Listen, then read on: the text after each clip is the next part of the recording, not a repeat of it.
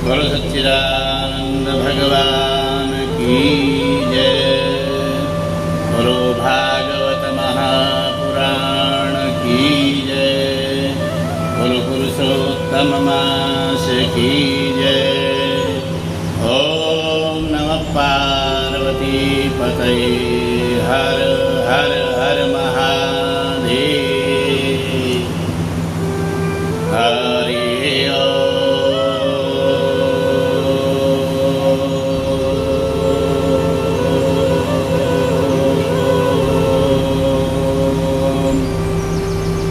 लंबोदरं परमसुन्दरमेकदन्तं पीताम्बरं त्रिनयनं परमं पवित्रम् उद्यद्दिवाकरनिभोज्ज्वलकान्तिकान्तं विघ्नेश्वरं सकलविघ्नहरं नमामि। देवी प्रपन्नार्तिहरे प्रसीद प्रसीद मातर्जगतोऽखिलस्य। प्रसीद विश्वेश्वरि पाहि विश्वम्।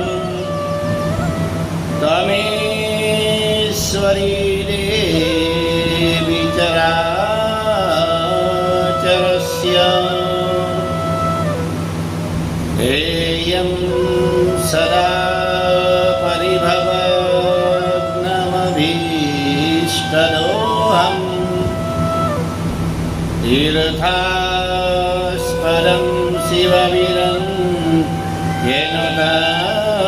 शरण्यं।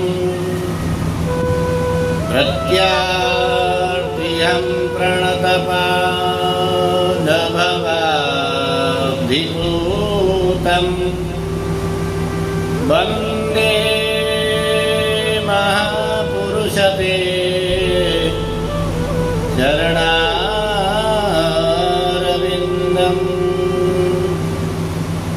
त्यक्त्वा सुदुस्तरसुरेप्सितराज्यलक्ष्मी। धर्मेष्टार्यवचसा यदगादरण्यम्। मायामृगं दयितयेप्सितमन्वराभा। वन्दे महापुरुषते चरणारविन्दम्।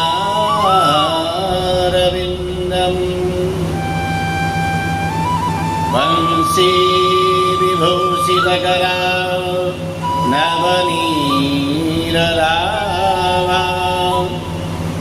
पीताम्बरादरुणबिम्बफलाधरोष्ठा। पूर्णेन्दुसुन्दरमुखा धरवेन्द्रनेत्रा। कृष्णात् परं किमपि तत्त्वमहं न जाने। नारायणं नमस्कृत्य नरं चैव नरोत्तमं। देवीं सरस्वतीं व्यासं ततो जयमुदीरये।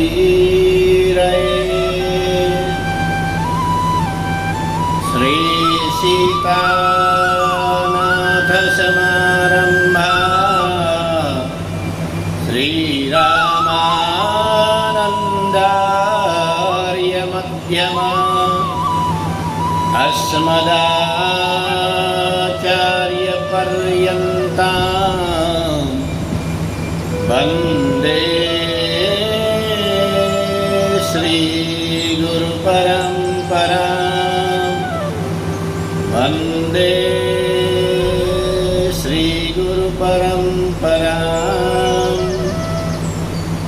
चन्द्रोद्भासितशेखरे स्मर हरे गंगाधरे शङ्करे सर्पैर्भूषितकण्ठकर्णविवरे नेत्रोत्थवैश्वानरे दन्तीस्त्वत्कृतसुन्दराम्बरधरे त्रैलोक्यसारे हरे मोक्षार्थं कुरु चित्तवृत्तमखिलैः मन्यैस्तु किं कर्मभिः यं वा नेन धनेन बाजिकरिभिः प्राप्तेन राज्येन किम् यं वा पुत्रकलत्रमित्रपशुभिर्देहेन गेहेन किम् यात्वै त्वत्क्षणभङ्गुरं सपरिरे याज्यं मनोदुरत स्वात्मार्थं गुरुवाक्यतो भज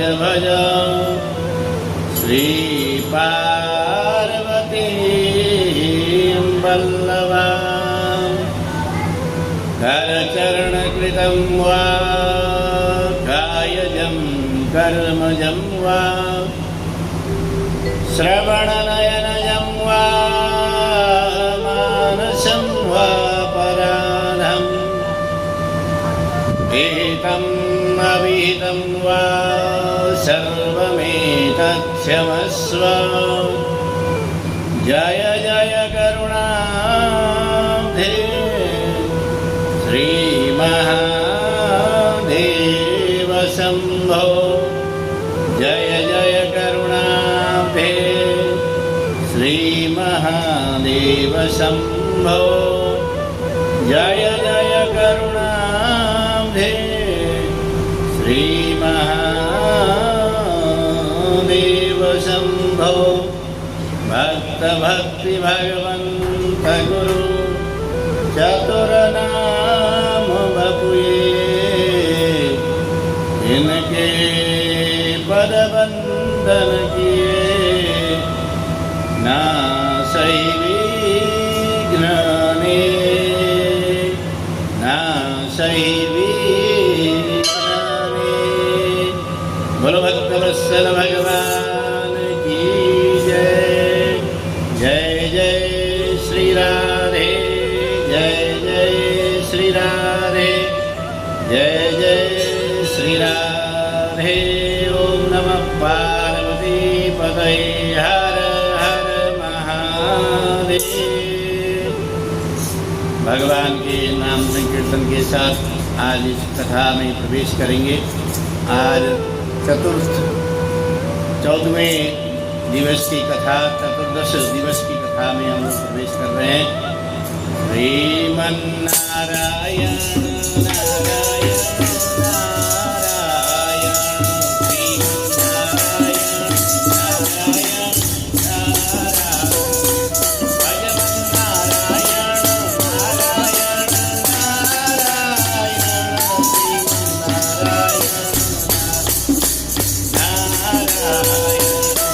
श्रीमन्नारायण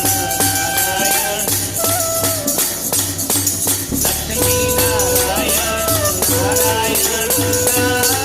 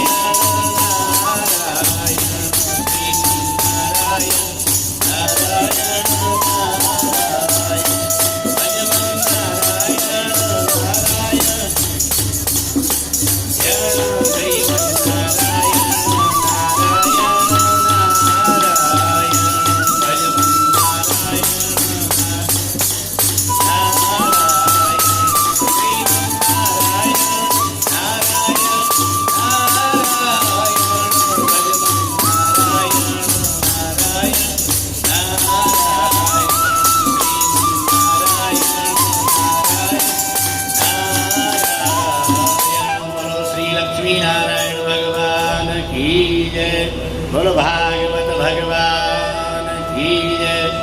नारायणं नमस्कृत्य नरं चैव नरोत्तमं देवीं सरस्वतीं व्यासं ततो जयमुदीरये।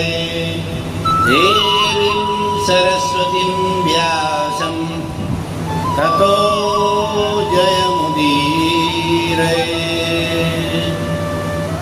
परम मंगलमय परात्पर परम अखिलेश्वर अकारण करुणा वरुणालय तड़ित पीताम्बरधारी भक्तवांछा कल्पतरु भगवान श्री बालकृष्ण लाल की मूर्तिमंत साक्षात शब्द विग्रह भगवान श्रीमद् भागवत महापुराण ज्ञान यज्ञ के हम लोग चतुर्दश दिवस के अंतर्गत आज 14वें दिन में इस ज्ञान गंगा में स्नान करने के लिए सराबोर होने के लिए एकत्रित हुए हैं।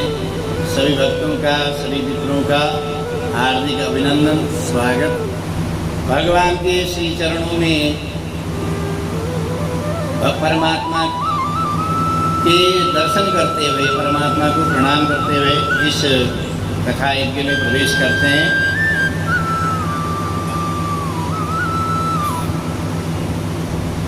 व्यासाय विष्णुरूपाय व्यासरूपाय विष्णवे नमो वै ब्रह्मनिधये वासिष्ठाय नमो नमः। नारायणं नमस्कृत्य नरं चैव नरोत्तमं देवीं सरस्वतीं व्यासं ततो जयमुदीरये। भगवान नर नारायण का स्मरण करते हुए और पुरुषोत्तम भगवान की प्रार्थना करते हुए देवी मैया को याद करते हुए भगवती ज्ञान की अधिष्ठात्री देवी सरस्वती जी को याद करते हुए सूत जी महाराज कह रहे हैं सौनकादि ऋषियों से ततो जय मुदीरये, उन सभी की जय मंगल हो। और हे ऋषियों, तुमने जो 6 प्रश्न पूछे थे कल, तो अपने गुरुदेव भगवान की उन्होंने प्रार्थना की थी और जो ऋषियों के द्वारा जो 6 प्रश्न पूछे गए थे उन्हीं 6 प्रश्नों का उत्तर देने के लिए सूत जी कह रहे हैं कि हे ऋषियों, तुमने जो लोक मंगल के हित के लिए जो प्रश्न पूछा है बहुत ही सुंदर प्रश्न है। अपने हित के लिए तुमने पूछा नहीं है, आपने किसके लिए पूछा है? लोक मंगल के लिए। तो ये जो 6 प्रश्न है, 6 प्रश्नों का जो उत्तर है थोड़ा गूढ़ है, गोपनीय है, समझने का और सावधान होकर के सुनने की आवश्यकता है। कभी कभार क्या होता है कि जिस विषय को हम सुन रहे होते हैं, यदि उस विषय का थोड़ा सा भी हमारे को ज्ञान नहीं हो तो उसमें प्रवेश करना एकदम कठिन होता है।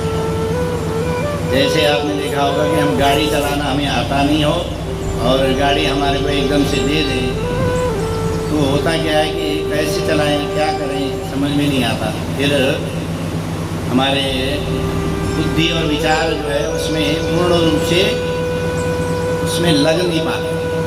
तो ऐसे ये जो 6 प्रश्न हैं ये गूढ़ हैं, गोपनीय हैं और सारगर्भित हैं। तो 6 प्रश्न क्या पूछे थे आपको भी याद होना चाहिए। 6 प्रश्न हैं। किम श्रेय शास्त्र सार, किम शास्त्र सार का स्वावतार प्रयोजन, किम कर्म किम कर्मेति केवताराश्च धर्मकं शरणं गतः। पहला प्रश्न पूछा था। पहला प्रश्न क्या पूछा? ये जो घोर कलयुग आ रहा है, इस घोर कलयुग में प्राणियों के हित के लिए क्या कर्म है, क्या करना चाहिए, किस जिससे कल्याण हो, जो हमारा श्रेयस करो। किम श्रेय, श्रेय का मतलब हमारे लिए जो अच्छा सा अच्छा, उत्तम सा उत्तम क्या करना चाहिए जिससे इस घोर कलयुग से हम लोग बच सकें। दूसरा जो प्रश्न पूछा था उसमें ये बता था बहुत सारे हमारे ग्रंथ हैं, 4 वेद हैं, उपनिषद है, पुराण हैं, सभी ग्रंथ। सभी ग्रंथों को पढ़ने का हमारे पास समय नहीं है, क्योंकि जो जीवन है वो संक्षिप्त है। 100 साल की यदि हम शतायु मान के भी चलें, तब भी इन सभी ग्रंथों को पढ़ना समझना बड़ा कठिन है। तो ये सारे जितने भी ग्रंथ हैं, इन ग्रंथों का सार क्या है, ये हमें बताइए। और भगवान के अवतार कितने हुए, और जो भगवान के अवतार कितने हुए, और अवतारों में क्या क्या कौन कौन से अवतार हुए। पहले कितने अवतार हुए, एक प्रश्न हो गया। और कितने अवतार हुए, 2 प्रश्न। और उन अवतारों में क्या लीला करी, ये 3 प्रश्न ये हो गए। 2 प्रश्न पहले कर गए, 5 हो गए। और छठा जो प्रश्न है, धर्म कर्म शरणम गतः। भगवान जब अपनी लीला संपूर्ण करके चले जाते हैं तो धर्म किसकी शरण में जाता है। यह हमारे जो 6 प्रश्न हैं, इन 6 प्रश्नों का उत्तर शुद्धि सौनकादि ऋषियों को दे रहे हैं। पहले उन्होंने गुरु ने भगवान की प्रार्थना करी, अब उसका उत्तर दे रहे हैं। तो कह रहे हैं कि मुनय साधु पृष्ठोहम भवत भी लोक मंगलम। हे मुनियों, आपने लोक मंगल की कामना से बहुत उत्तम प्रश्न पूछे हैं। इन प्रश्नों का जो जवाब है वो आप सुनो। सावधानतया सुनो, सावधान होकर। जैसे आपने देखा होगा, हमारे को कोई विशेष वस्तु किसी ने दे दिया तो कहते हैं कि ये थोड़ा सुरक्षित रखना है, इसको सावधानी से चलाना। वैसे ही विशेष वस्तु सूजी सौनकादि ऋषियों को बता रहे हैं। कह रहे सवै पुंसाम परो धर्म भक्ति यतो भक्ति रदोक्षदा अहेतुक्यम प्रतिहता ये आत्मा संप्रसीदति। वो कह रहे कि जो हमारा जीवन का जो सार है, वो सार क्या है, सार है भगवत प्राप्ति। मनुष्य देह का जो सार है भगवत प्राप्ति है। मनुष्य देह का सार ये नहीं है कि बहुत सारा पैसा कमाना, बहुत सारे संतानों को उत्पन्न करना और सांसारिक सुखों को प्राप्त करना। ये जो 10 इंद्रियों के द्वारा जो हम लोग सुख की कामना करते हैं, वो जो सुख है वो अन्य प्राणी भी उन सुखों को हमारे से बढ़िया उपभोग कर सकते हैं। इसीलिए मनुष्य देह का ये काम नहीं है। तो क्या मनुष्य देह का काम क्या है, भगवत प्राप्ति। और भगवत प्राप्ति भी कैसी, अहैतुक्यम प्रत्यहता। अहैतुक्यम मतलब हेतु रहित। हम लोग जो भक्ति करते हैं वो कोई न कोई कामना से करते हैं। ये जो हमारा मनुष्य देह प्राप्त हुआ है, ये भगवत प्राप्ति के लिए है, उसमें भी अहैतु की भक्ति करने के लिए। और अहैतु की भक्ति मतलब कोई भी कामनाओं से, कोई भी कामना। यहाँ तक कि ये बताया गया है कि यदि संन्यास धारण कर लेते हैं और हाथ में ही भिक्षा मांगते हैं, कुछ ज़्यादा संग्रह नहीं करते, हाथ में ही भिक्षा मांगते हैं, भगवान का ही नित्य स्मरण करते हैं, उसमें भी यदि हेतु है, कह रहे कि करतल भोजन तरुतल वास तदपि न मुंचति आशा पास। वो कह रहे करतल भोजन, हाथ में ही जो भोजन ग्रहण करता है। भोजन के लिए हम लोग जैसे बहुत सारी सामग्रियों को इकट्ठे करते हैं, ये सारी सामग्री इकट्ठे नहीं करते। ऐसे दिव्य जो ज्ञानी सन्यासी हैं वो घर में ही भोजन लेते हैं। और तरुतल वास, तरु बोलते हैं वृक्ष के नीचे बैठ करके निवास करते हैं। कोई कोठी बंगला फ्लैट कोई चीज़ नहीं खरीद रहे हैं, और तरु वृक्ष के नीचे बैठ करके भगवान का निरंतर चिंतन कर रहे हैं। तरुतल वास तदपि न मुंचति आशा पास। आशा रूपी जो पास है वहाँ पर भी उनको भी ग्रसित कर रखी है। तो भगवान की भक्ति कैसे कहा, अहेतुक्यम, हेतु रहित। आप लोगों ने भी शास्त्रों में कथा सुना होगा कि लोग कहते हैं कि भाई कथा में, जैसे पंडित जी हम लोग कथा करते हैं, जो भी कथा सुनाने वाले वो कहते हैं जी ऋषि मुनि हजारों वर्ष तक तप कर रहे थे, तब कर रहे थे तो भगवत प्राप्ति क्यों नहीं हुई?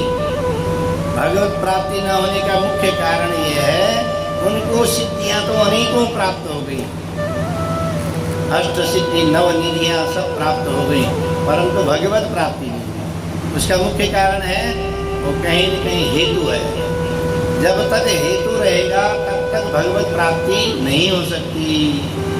तो हेतु रहित जो भगवत प्राप्ति है, भक्ति है, ऐसी भक्ति करना है। मनुष्य देह का, प्राणी मात्र का कर्तव्य है। और वो कैसी भक्ति होनी चाहिए? कहा अप्रतिहता। अप्रतिहता मतलब जो बिना टूटे। जैसे हम लोग फोन करते हैं तो थोड़ी देर बाद फोन यदि डिस्कनेक्ट हो गया तो प्रतिहता हो गया। प्रतिहता मतलब टूट गया। कह रहे कि अप्रतिहता, जो निरंतर कभी टूटता ही नहीं हो। भगवान के प्रति ऐसी भक्ति होनी चाहिए।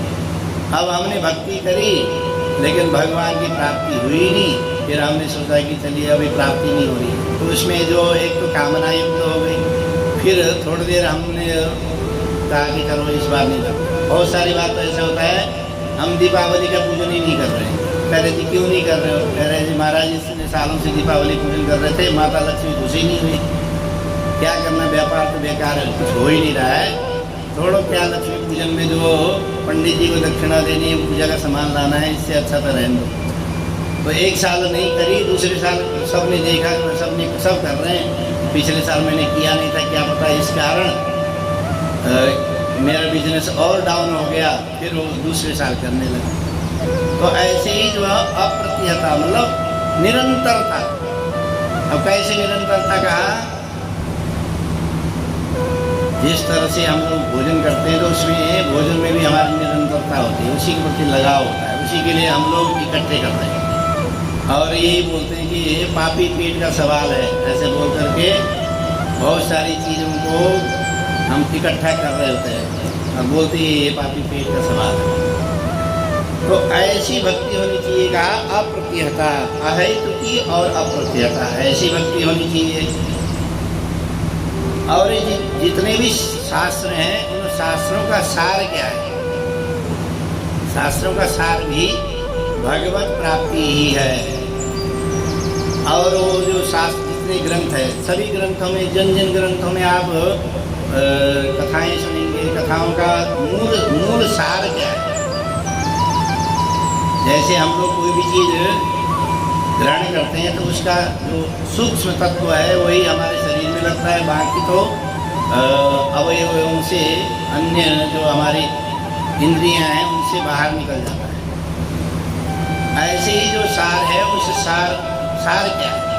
जितने भी ग्रंथ हैं, जितने भी वेद आदि शास्त्र हैं, उन शास्त्रों का सार क्या है? सार है भगवत प्राप्ति ही सार है, और कुछ सार नहीं। और भगवान का जो स्वरूप है वो कैसे स्वरूप है? कहा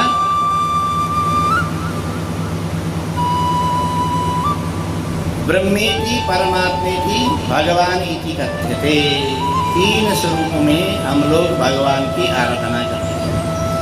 वो कैसे हैं? है एक ही तत्व। एक ही तत्व को हम लोग 3 अलग अलग रूपों में मानते हैं। जो ज्ञानी लोग हैं वो कहते हैं ब्रह्म, पर ब्रह्म की उपासना करते हैं, वो ब्रह्म की उपासना करते हैं। और निर्गुण निराकार ब्रह्म की उपासना करते हैं तो वो कहते हैं ब्रह्म है। और निर्गुण सगुण निराकार रूप में जो उपासना करते हैं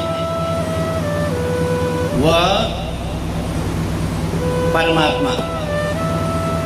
और सगुण साकार के रूप में जो उपासना करते हैं उसको हम भगवान है। एक ही तत्व के 3 रूपों में है। जैसे आपने देखा होगा ये जो बिजली हम लोग देख रहे हैं, वो बिजली पहले भी थी, आगे भी रहेगी, और वह नित्य बिजली तक पहले से थी, लेकिन हुआ क्या कि बिजली जो थी जिसको विद्युत मानते थे वो ज्ञानी लोग, उन्हीं ज्ञानी लोगों ने ज्ञान के द्वारा उस बिजली को उन्होंने देखा। पहले तो ऐसे होता है किसी भी चीज़ को हम मन में विचार करते हैं तो जो ज्ञान के द्वारा प्रकट करते हैं। पहले क्या हुआ, उसको हमने अंतःकरण में उसका ज्ञान हुआ हमारे को कि हाँ बिजली है। जैसे हमारे शास्त्रों में, हमारे ग्रंथों में लिखा कि यत्र यत्र धूमा तत्र तत्र अग्नि, कह रहे जहाँ जहाँ धुआं होगा वहाँ वहाँ अग्नि होगी। और इसी भाव को लेकर के वैज्ञानिकों ने रिसर्च किया और जल में जो वाष्प निकल रहा था, जो धुआं निकल रहा था, उसी से बिजली की उत्पत्ति हुई। तो ऐसे ही जो बिजली है, बिजली यत्र तत्र सर्वत्र है। आप रोड में चलते हैं, यदि उसमें लोहा घिसक गया तो वहाँ अग्नि उत्पन्न हो जाएगी, बिजली है। आप लकड़ी को घिसिए उसमें से बिजली निकलेगी। बिजली सभी जगह है, पत्थर में घिसिए उसमें भी आएगी। और यही नहीं, हाथ ऐसे घिसिए, हाथ को थोड़ी देर मलते रहिए, गर्म हो जाएंगे और ऐसा लगेगा गर्म, अग्नि प्रकट हो जाएगी। तो अग्नि जो बिजली है, जो तेज है, वो सर्वत्र विद्यमान है। और उसको ज्ञानी लोगों ने क्या किया, उसको तो ज्ञानी लोगों ने उसको कहा ब्रह्म। उसको ज्ञानी लोगों ने उसी तत्व को ब्रह्म कहा। और जब बिजली आई, बिजली तो दिखी, तारों में आ गई, ज्ञान के द्वारा उसको इकट्ठा किया गया, कैसे निकालना है उसको मंथन किया गया और बिजली आ गई तारों में। तारों में जब तक हाथ लगाया तो करंट आ रहा है, तो इसका मतलब बिजली है लेकिन दिख नहीं रही है। तो सही हो, तो आप उसकी पावर है लेकिन दिख नहीं रही है, तो वो हो गए परमात्मा, सगुण निराकार। पहले निर्गुण निराकार ब्रह्म हो गया, दूसरा हो गया सगुण निराकार। आकार नहीं है, गुण है उसमें। बिजली में पावर तो है, आप हाथ लगा रहे हो तो करंट मार रहा है, लेकिन तो ये हो गया सगुण निराकार। और फिर उसी को हमने ये यंत्रों में बल्ब जला दिया, ट्यूब जला दी, पंखे चला दिए, एसी चला दिया, तो ये गुण, ये क्या हो गया, सगुण साकार। सगुण साकार के रूप में उसी को हम भगवान कहने लगे। तो वो जो परमात्मा है वो तीनों रूपों में प्रकट होता है। हम लोग कैसे प्रकट करते हैं, कैसे हम उसको मानते हैं, कैसे हम उनकी, इसीलिए भगवान, कभी कभार क्या होता है कि भाई बिजली है कि नहीं है, ये तो सब बकवास है, ऐसे बोलते हैं। तो जब तक उसको करंट नहीं लगेगा तो कहेगा कि बिजली है ही नहीं। तो ऐसे ही जो अज्ञानी लोग हैं उस ब्रह्म को, परमात्मा को नहीं मानते, तो सगुण साकार के रूप में भगवान को प्रकट होना पड़ता है, इसीलिए अवतार धारण करना। और अब ये हो गए दो प्रश्नों का उत्तर। तीसरा प्रश्न, चौथा और पांचवें प्रश्न का उत्तर ये है, वो कह रहे कि तीसरा प्रश्न में क्या था, ये अवतार, कितने अवतार हैं? तो भगवान के अनंत अवतार हैं। और यही बात गीता में भी कह रहे हैं कि ममैवांशो जीवलोके जीवभूत सनातन। कह रहे कि जितना भी सनातन दृश्यमान जगत है उस सभी जगत में मैं ही विद्यमान हूँ और मेरा ही अंश है। तो अवतार तो कितने हो गए, अनंत अवतार, जिसकी गिनती नहीं हो सकती, ऐसे अवतार। लेकिन उसमें से जो प्रमुख अवतार हैं वो 24 अवतार माने गए। दूसरा, पांचवा प्रश्न जो है, चौथा प्रश्न जो है 24 अवतार। अवतार के बाद उन अवतारों में से लीलाएं क्या क्या करी, उन लीलाओं का सारा वर्णन इसी भागवत ग्रंथ के अंदर है। सभी अवतारों का वर्णन, सभी लीलाओं का वर्णन। तो इसमें से ये कहा गया कि भगवान श्री कृष्ण ही पूर्णावतार हैं, बाकी सभी अंशावतार माने गए। तो ये हो गया आपके 5 प्रश्न। छठा प्रश्न है कि धर्म कम शरणम गतः। जब भगवान लीला स्मरण करके, लीला संपन्न करके इस धराधाम से चले जाते हैं तो धर्म किसकी शरण में जाता है? तो कहा कि सत्पुरुषों की शरण में। जो परमात्मा से जुड़े हुए जो व्यक्ति हैं, उन परमात्मा से जुड़े हुए व्यक्तियों के शरण में धर्म जाता है। तो इस तरह से 6 प्रश्नों का जो उत्तर है सूत जी ने शौनकादि मुनियों को सुनाया। जय जय श्री राधे बोल भागवत भगवान की जय। तो ऐसा ये दिव्य ग्रंथ है जिस ग्रंथ की कथा हम लोग श्रवण कर रहे हैं मास पर्यंत। तो सूत जी से शौनकादि मुनियों ने फिर कहा कि महाराज ये तो इतना दिव्य ग्रंथ है, इस दिव्य ग्रंथ की रचना कब हुई और किसने रचना करी? तब सूत जी कहते हैं, मुनियों ध्यान से सुनिए, वो कह रहे हैं कि द्वापरे समनुप्राप्ते तृतीय युग पर्यये जात पराशरादि योगी वासव्यां कलया हरे वासव्यां कलया हरे। वो कह रहे वासव्यां कलया हरे, कह रहे कि उस परब्रह्म परमात्मा का ही जो स्वरूप है कला रूप में है, उनके ही जो अंशावतार हैं वो हरि का अवतार कौन हुए? कह रहे कि द्वापर के जब युग समाप्त हो रहा था, द्वापर युग समाप्त हो रहा था, कलयुग प्रारंभ होने वाला था, उस समय तृतीय युग पर्यय तीसरा युग जब समाप्त हो रहा था, जातः पराशरादि योगी, पराशर ऋषि के द्वारा एक संतान की उत्पत्ति हुई और वही व्यास जी ने इस ग्रंथ की संरचना करी। तो ग्रंथ की संरचना व्यास जी का जब जन्म हुआ, व्यास जी के जन्म होने के बाद कल भी बताया था कि उनका जो नाम है कृष्ण द्वैपायन था। पहले कृष्ण द्वैपायन, कृष्ण का मतलब स्वरूप उनका थोड़ा कृष्ण वर्णीय था, इसलिए उनका नाम कृष्ण पड़ा। द्वैपायन बोलते हैं और द्वीप, जिसको द्वीप हम लोग बोल रहे हैं, उसी तरह से द्वैपायन का मतलब है दो जगहों से गंगा का जो स्थान बन गया, 2 जगहों से धाराएं चली और बीच में जो स्थान बन गया, उस स्थान में उनका जन्म हुआ, इसलिए उनका नाम कृष्ण द्वैपायन पड़ा। और जन्म लेते ही मत्स्यगंधा माता से जन्म हुआ था, उसी कथा बृहद है, आगे आएगी कथा। तो मत्स्यगंधा माँ से जन्म लेते ही एकदम बड़े हो गए। माता को प्रणाम किया, माता को कहा कि माता मुझे आपको मैं प्रणाम करता हूँ।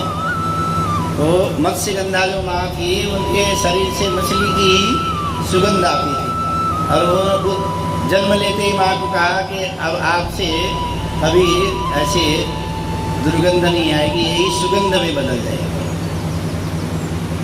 और प्रणाम करके तप के लिए निकल गए और आगे जा कर के उन्होंने जो वेद हैं, एक कलयुग आते हुए कलयुग को देखा कि कलयुग में जो प्राणी है मंदमती और मंदभाग्य और मंदमती जो प्राणी हैं, उनका कैसे उद्धार हो सकता है?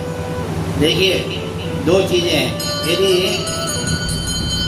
आपका भाग्य मंद है, आजकल इंग्लिश में कहते हैं लकी नहीं, यदि भाग्य हमारा इतना श्रेष्ठ नहीं है लेकिन बुद्धि हमारी श्रेष्ठ हो, भाग्य बड़ा नहीं है लेकिन बुद्धि यदि बहुत ज़्यादा बुद्धिमान हो व्यक्ति, तब भी वो चल जाएगा और जीवन में उन्नति कर लेगा, अपने जीवन को सुदृढ़ बना लेगा।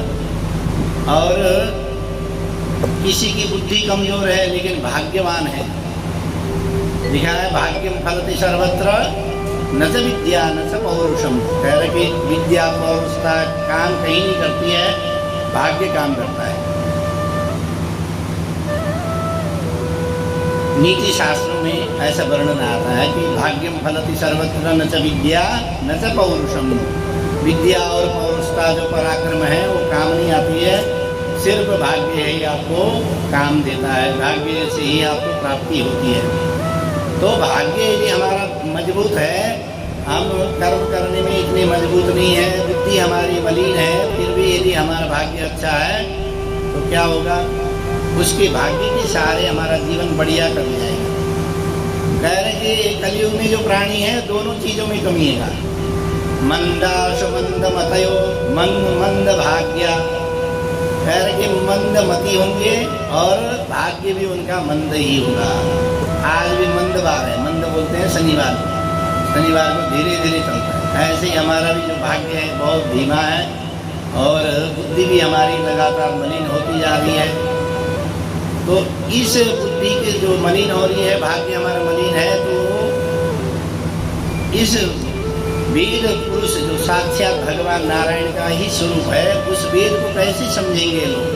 तो उन्होंने क्या किया, एक वेद था, एक वेद के 4 भाग कर दिए, ऋग्वेद, यजुर्वेद, सामवेद और अथर्ववेद।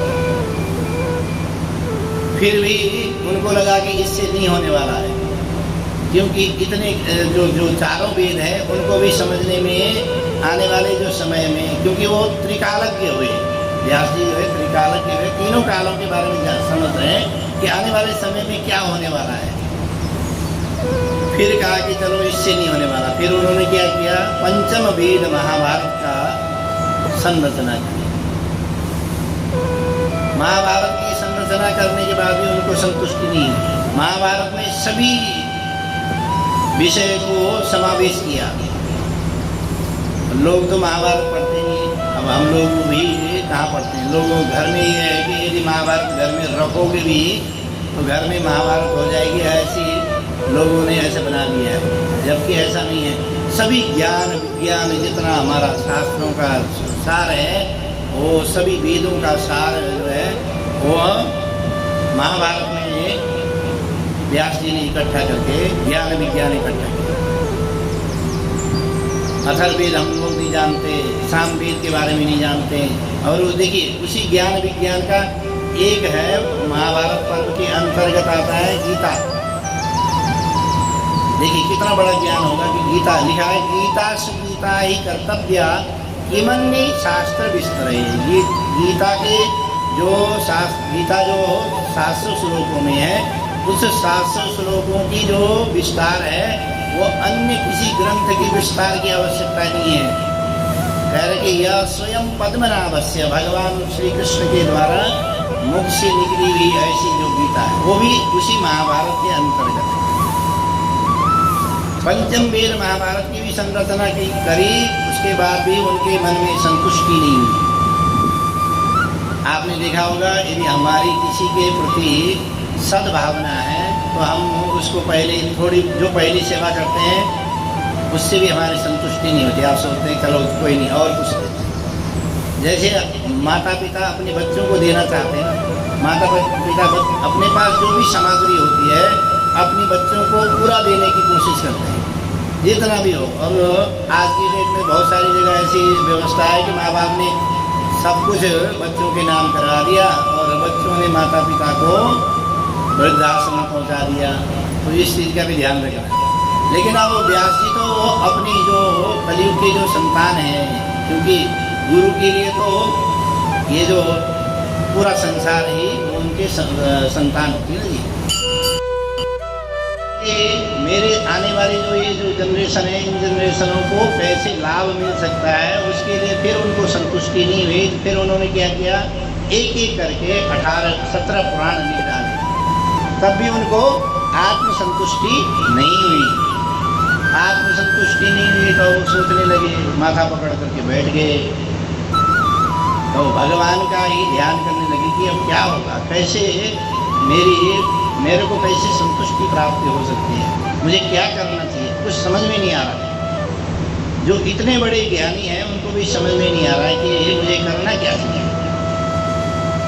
तो नारद जी भी भगवान के अंशावतार हैं, वो अंशावतार मानेंगे, वो भी अवतार में। तो जब भगवान को याद करते हैं तो किसी रूप में प्रकट हो जाते हैं। नारद जी प्रकट हो गए तुरंत। और प्रकट होते ही जैसे ही उनको देखा, व्यास जी को देखा तो चिंतित देखा तो पूछने लगे, कहने लगे पाराशर्य महाभाग भवता कच्चिदात्मना परितुष्यति शारीरम आत्मा मानसैव वा आत्मा मानसैव वा। कह रहे कि पराशर ऋषि के पुत्र होने के कारण इनका नाम है, इनको भी पाराशर। जैसे तनेजा साहब है तो अब हम ये अब आने वाले जो बच्चे होंगे उनको भी हम तनेजा ही बोलेंगे। तनेजा साहब के पहले जो पूर्वज जो थे उनको भी तनेजा। तो इसी तरह से उनको भी क्या कह रहे हैं, पाराशर्य महाभाव। हे पराशर ऋषि के पुत्र व्यास जी कह रहे कि भवता कच्चिद आत्मनः, वो कह रहे कि आपका जो देखिए ब्राह्मणों के पास जाकर के कभी भी गृहस्थों की बातें नहीं करनी चाहिए।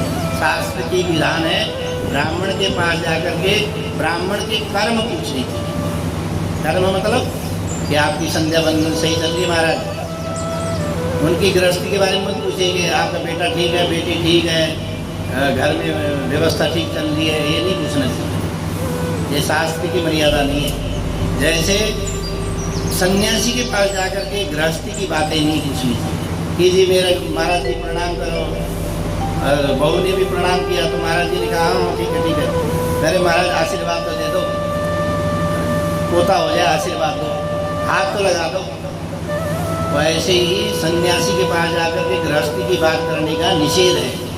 वहाँ जाकर के क्या करना चाहिए कि जी महाराज हमारा कल्याण कैसे हो सकता है, हमारा जीवन उत्तम कैसे हो सकता है, हम भगवान की प्राप्ति कैसे कर सकते हैं। इसीलिए विवाह में सन्यासी को बुलाने का निषेध है। लेकिन अब तो बड़े बड़े जगत गुरु लोग भी विवाह में सम्मिलित हो रहे हैं और विवाह में आशीर्वाद दे रहे हैं, विवाह में पार्टी खा रहे हैं। तो ये हमारे शास्त्रों में निषेध है। ऐसे ही ब्राह्मण के पास जाकर के कभी भी ये नहीं पूछना चाहिए ब्राह्मण से, हाँ वो अपने बता दे तो अलग विषय है, लेकिन ये नहीं पूछना चाहिए, गृहस्थी के बारे में नहीं पूछना चाहिए। उनके पास जाकर के क्या पूछना चाहिए, आपका संध्या उपासन सही चल रहा है, भगवत चर्चा सही चल रही है, आपका पूजा पाठ धर्म कर्म सही है, यह पूछना चाहिए। तो उन्होंने भी नारद जी ने वहाँ जाकर के सबसे पहले यही पूछा, पाराशर्य महाबाहु भवता कच्चिदात्मना, आपका धार्मिक संस्कार सही चल रहा है कि नहीं चल रहा है, आपका जो खिन्न मन हो करके बैठे हैं क्या सोच रहे हैं, क्या भगवत प्राप्ति में कोई कमी हो गई। परितुष्यति शारीरम आत्मा मानस एव वा, आपकी जो मानस है आत्मा है और मन है वो खिन्न क्यों है, ये आप मुझे बताइए। तो पराशर जी ने अपनी सारी परेशानियां बता दी। तो कहने लगे कि मैंने जो एक वेद था, एक वेद के 4 हिस्से करे, उसके बाद भी मैंने संतुष्टि नहीं हुई। फिर मैंने महाभारत की रचना करी, उसके बाद भी संतुष्टि नहीं हुई। मैं सारे ग्रंथों को शास्त्रों को लिख चुका हूँ और 17 पुराण लिख दिया है, उसके बावजूद भी मुझे आत्मसंतुष्टि नहीं हो रही है। तो मुझे बताइए कि मुझे करना क्या है। तो नारद जी कहते हैं कि देखिए आपने सब कुछ लिखा, जितने भी आपने ग्रंथ लिखे उन ग्रंथों में विधि निषेध की बातें लिखी, ये करना चाहिए ये नहीं करना चाहिए, ये विधि निषेध होते हैं। जैसे मैं अभी आपको बता रहा हूँ कि ब्राह्मण के पास जाकर के क्या करना चाहिए और सन्यासी से क्या प्रश्न पूछना चाहिए, ये सारी चीज़ें विधि निषेध की बातें हैं। ये अन्य ग्रंथों में उपलब्ध है, महाभारत में भी ये उपलब्ध है और पुराणों में भी उपलब्ध है, अन्य पुराणों में भी उपलब्ध है और कर्मकांड के अंतर्गत भी उपलब्ध है। कर्मकांड में जल आचमन करते समय क्या करें, ब्राह्मण कैसे आत्मन करे, क्षत्रिय को कैसे आत्मन करना चाहिए। इस तरह से आत्मन के भी अलग अलग विधान बताए। कह रहे देवदत्तामिमां वीणां स्वर ब्रह्म विभूषितां देवदत्तामिमां वीणां स्वर ब्रह्म विभूषितां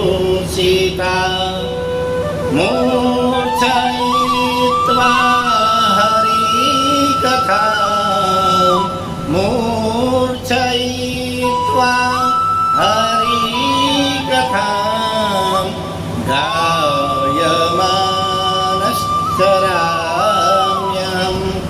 गायमानश्चराम्यहं।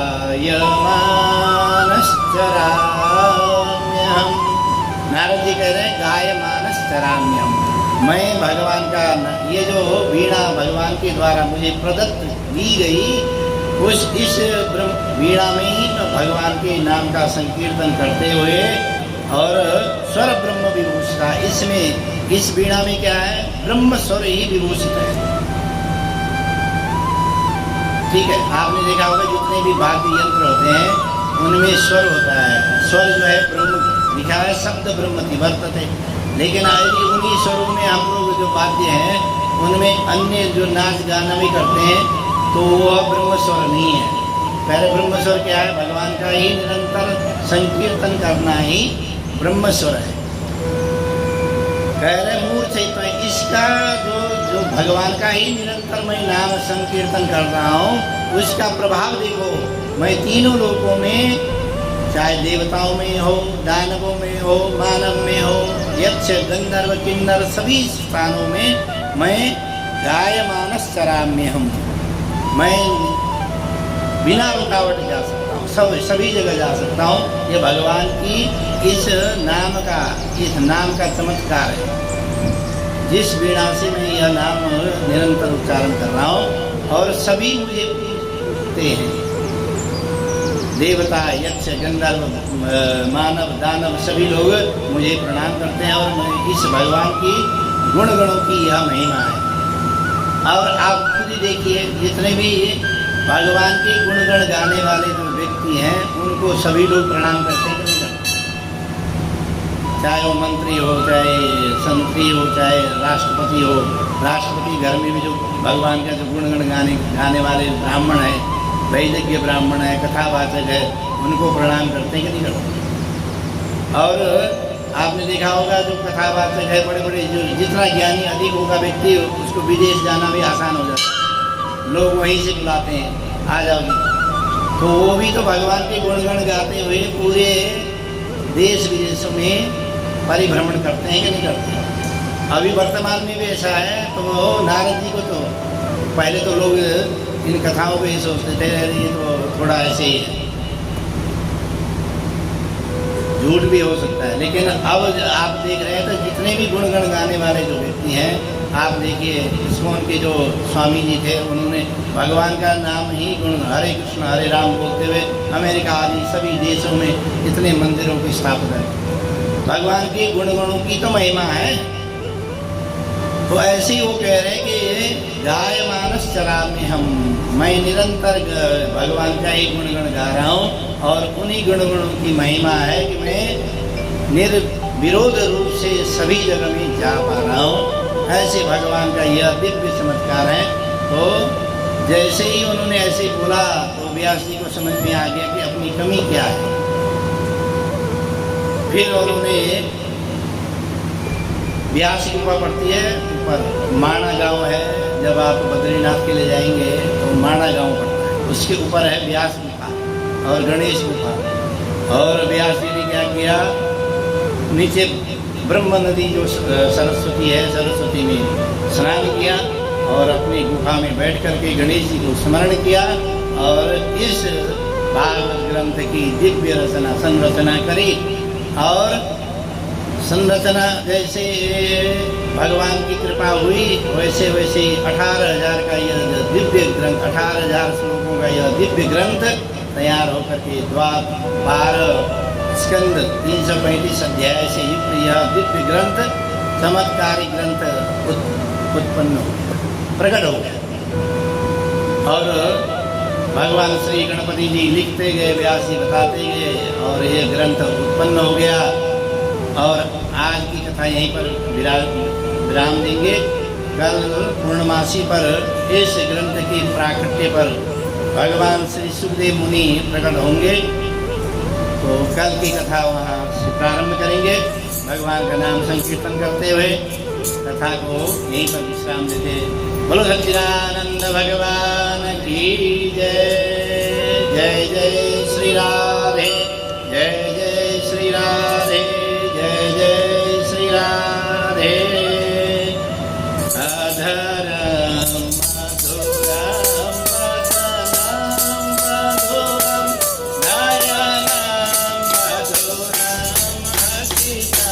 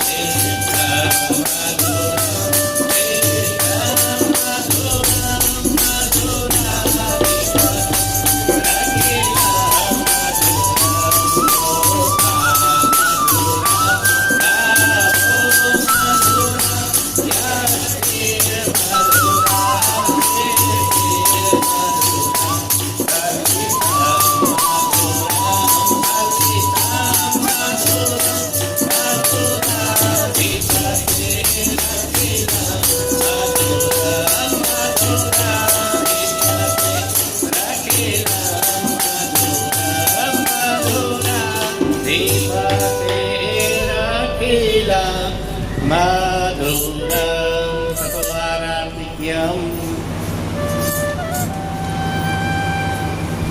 श्री भागवत भगवान की है आरती, पापियों को पाप से है तारती। श्री भागवत भगवान की आरती, पापियों को पाप से है तारती। ये अमर ग्रंथ ये मुक्ति पंथ ये पंचम वेद निराला है।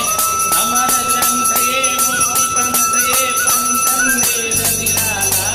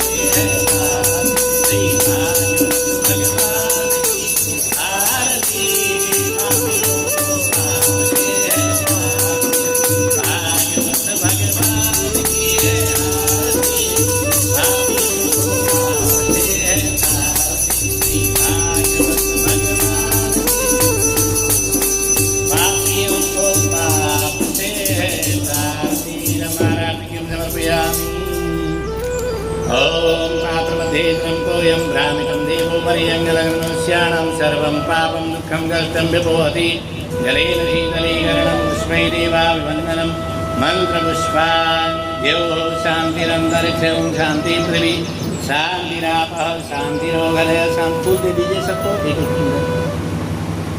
फूल है, फूल सबको दे दो एक एक फूल। ओम यज्ञेन यज्ञमयजन्तरेवास्तानि धर्माणि प्रथमानि आसन्नः ते अनाकं महिमानसञ्जनपूर्वे साध्याः सन्ति देवाः। ओम एकदन्ताय विद्महे वक्रतुण्डाय धीमहि तन्नो दन्ति प्रचोदयात्। नारायणाय विद्महे वासुदेवाय धीमहि तन्नो विष्णु प्रचोदयात्। महालक्ष्मी च विद्महे विष्णुपत्न्यै च धीमहि तन्नो लक्ष्मी प्रचोदयात्। कर्पूराय विद्महे महादेवाय धीमहि तन्नो रुद्र प्रचोदयात्। सेवन्तिका बकुलचम्पकपाटलाब्जै पुण्डागजातिकरवीररसालपुष्पै बिल्वप्रभारतुलसी दलमञ्जरीभिः त्वां पूजयामि जगदीश्वर मे प्रसीद। नानासुगन्धपुष्पाणि यथाकालो भवानि च पुष्पाञ्जलिमया दत्तं गृहाण परमेश्वर। मन्त्रपुष्पाञ्जलिं समर्पयामि नमस्करोमि। बोलो सच्चिदानंद भगवान की जय। चार परिक्रमा कीजिए। श्री हरे राम हरे राम राम राम हरे हरे हरे कृष्ण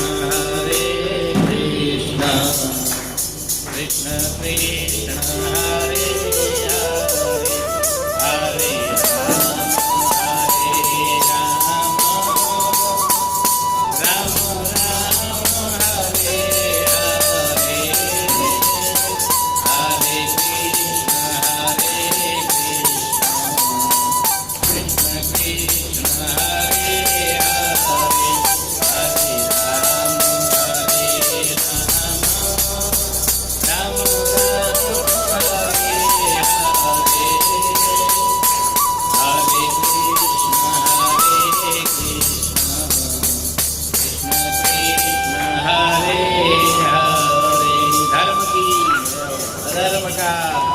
प्राणियों में विश्व का गौ माता की सभी संतों की सभी भक्तों की आज के आनंद की जय जय श्री राधे।